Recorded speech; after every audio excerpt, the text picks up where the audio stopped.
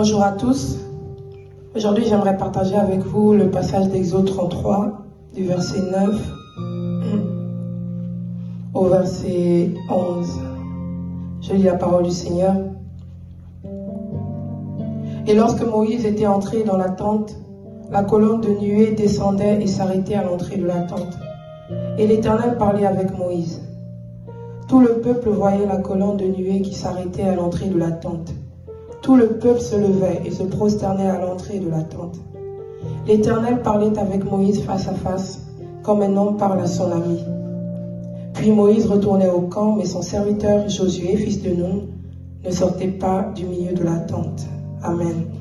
Le passage qui m'a le plus touché, c'est vraiment ce verset 11. La première partie où on dit l'Éternel parlait avec Moïse face à face, comme un homme parle à son ami.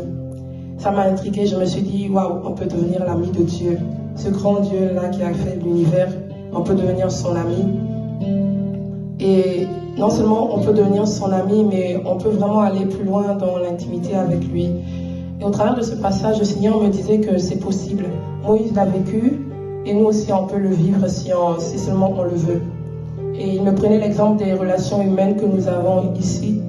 Lorsque nous rencontrons quelqu'un, souvent, on apprend à connaître la personne, comment tu t'appelles, tu as quel âge, qu'est-ce que tu fais dans la vie, etc., etc. Et petit à petit, plus on passe du temps ensemble, plus on apprend à se connaître, plus on apprend à connaître ce que l'autre aime, ce que l'autre n'aime pas.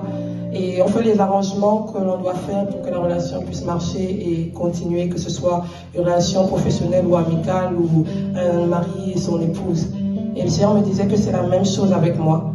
Avec moi aussi, c'est pareil, c'est comme ça. Plus tu passes du temps avec moi, plus tu t'intéresses à moi, et bien plus j'aurai envie de partager des choses, plus j'aurai envie de grandir avec toi et de passer vraiment toute l'éternité avec toi. Et que c'est entre tes mains, ça dépend juste de toi.